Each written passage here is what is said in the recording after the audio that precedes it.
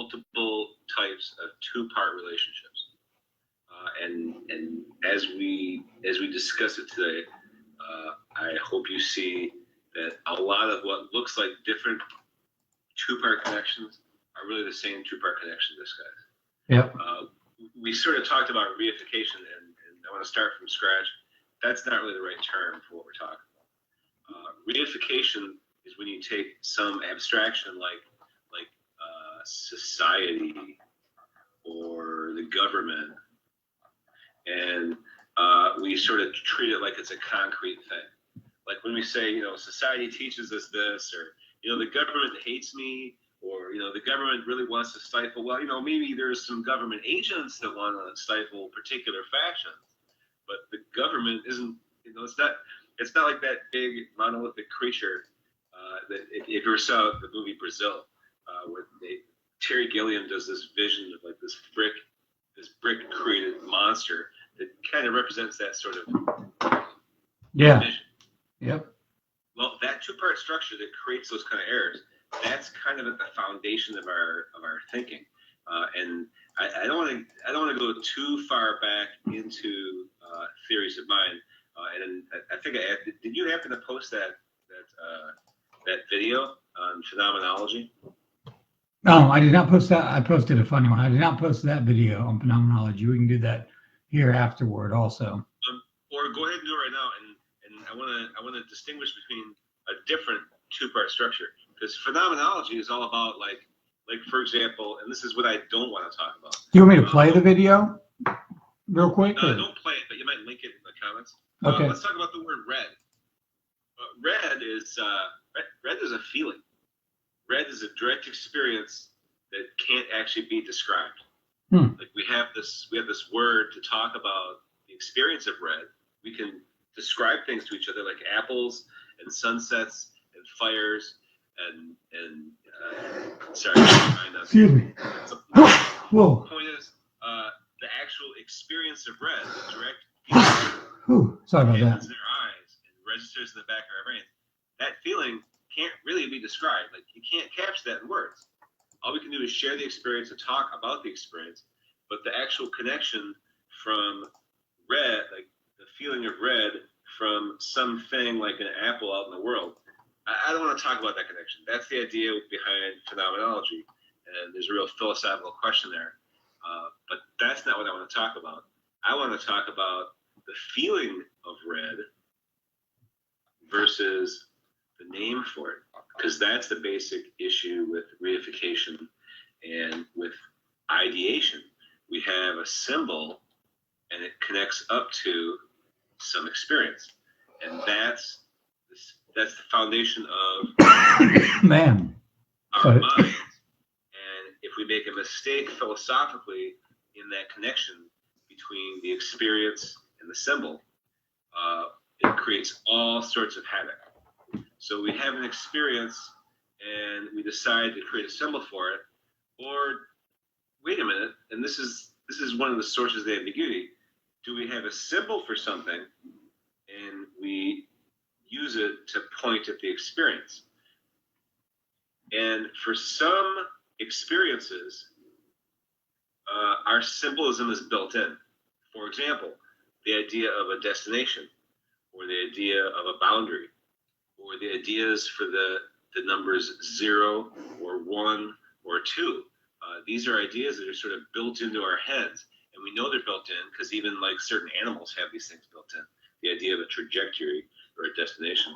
So yeah, and you're kind of talking in this instance similarly to 0, 1, and 2, 3 built in. These can be even observed as potential defense. Yeah, without like ways of building defense mechanisms. Right? It almost has to be baked in even in the animal kingdom for a wild animal to be able to form a defense for itself if it's surrounded by 2 or 3 of something else.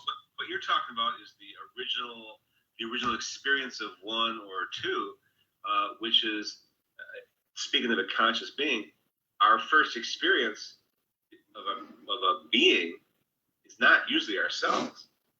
Our first experience of a being is usually like our mom or a dad, or some, a stuffed animal or a pet or or some creature in our environment when we were just a tiny baby. Our first experience is often some other, and only by reflection we're like, hey, wait a second, I'm also a being. Exactly. Yeah.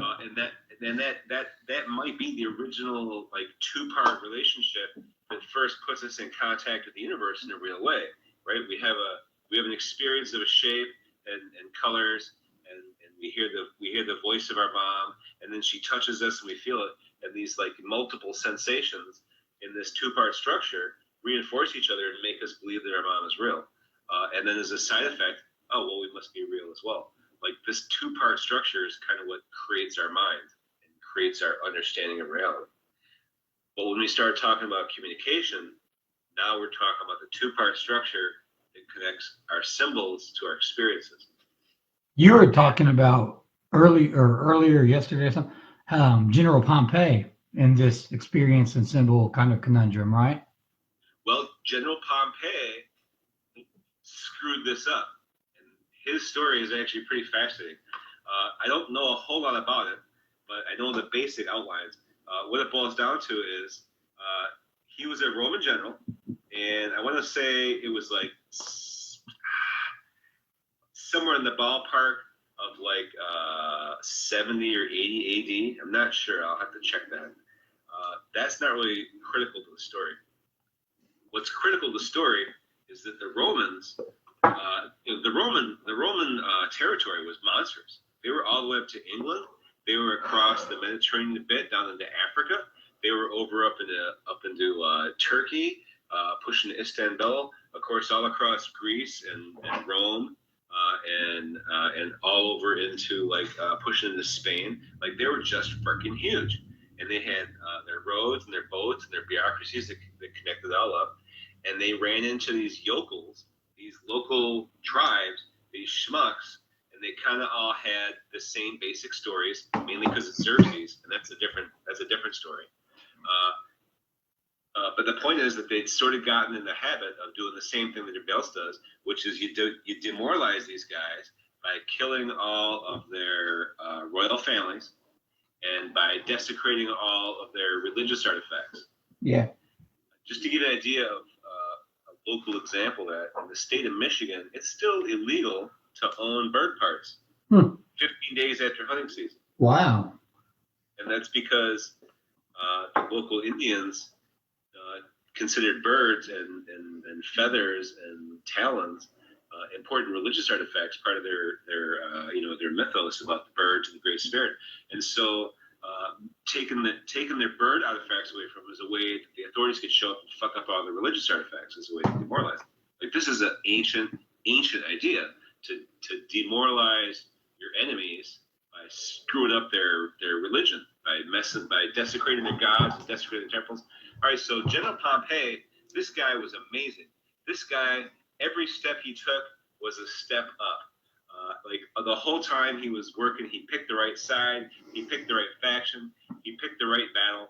The guy was just like, it was a complete. So this is like the reverse of Steve Jobs during the 80s at Apple, right? In other words, everything. So this guy. Steve Jobs took a back seat and Scully took over.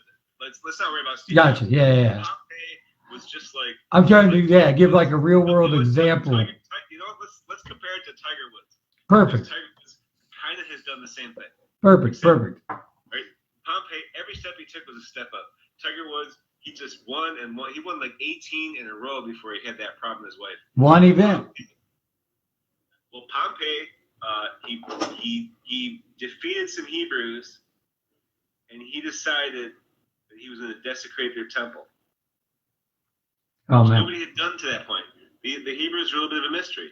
Like we weren't sure what their God looked like. We weren't sure, like, was it birds or was it lizards or was it airplanes or helicopters or was it waves? Or, who the fuck knows? He violated the temple and he walked in there and there's no shrine and there's no bull. It's just like text. No statues. There's not even any pictures. The third commandment in the Hebrew text in the Torah is, "Thou shalt have no graven images of anything in the heavens above or the earth below." Like, not only are you not supposed to draw pictures of God, you're not supposed to draw pictures of anybody. Yeah. Well, yeah. Well, idolatry essentially. I mean, the idolization of effectively anything, and God doesn't even want idolization of self. Just speaking exactly. Exactly the point. The Hebrews didn't have an idol, and Pompey walked in there ready to piss on their fucking picture. Yep. And he found some scrolls. He found some benches. He found some old guys. Right. He found some wall hangings, like, you know, some tapestries just for the soundproofing. But yeah, no pictures, no statues, nothing. Right. Here's the crazy part. He walked out of that temple scratching his head, and his career fell in the toilet. Yeah, this was the voicemail being played by Tiger Woods' wife, right? This is when Exactly. This is the moment she hears the stripper on the voicemail. Yeah, his career was nothing but up, up, up, and then he does something. He goes to violate the Jews' temple, and comes out scratching his head, and it's almost like having his favorite game destroyed wrecked his whole shtick. Yeah, and in a real world way too. That's the crazy thing. Yes, and it's because he had this idea that didn't point at anything. Mm-hmm.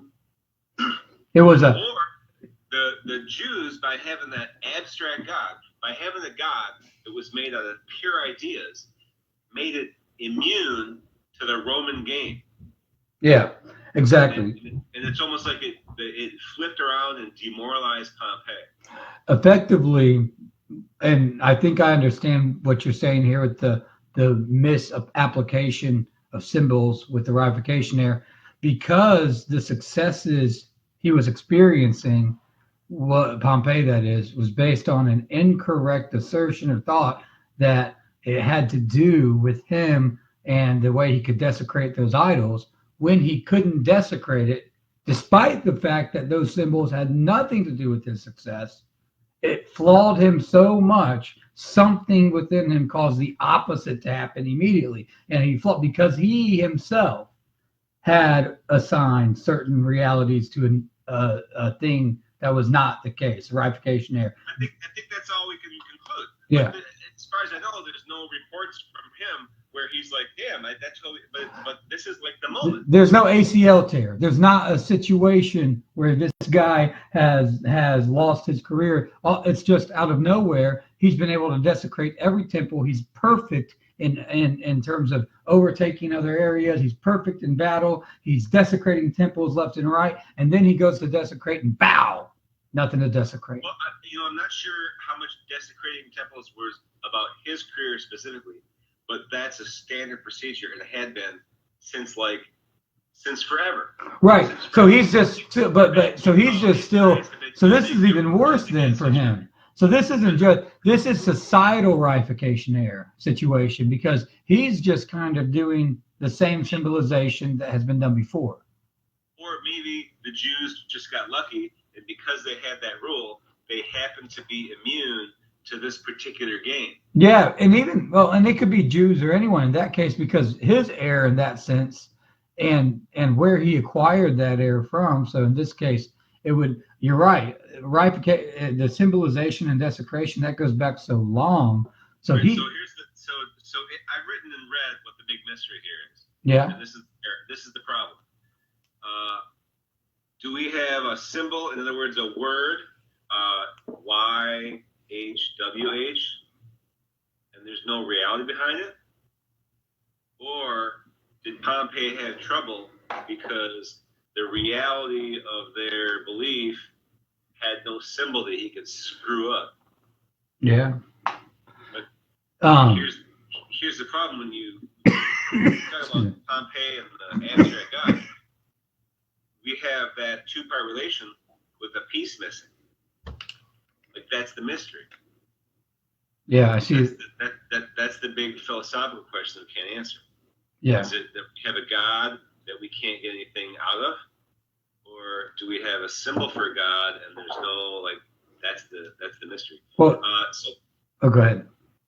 All right, so this two-part relationship that may explain why Pompey got his head screwed up. It's my theory that that's the foundation of thought. And when we talk about a reification error, I call it a reification error.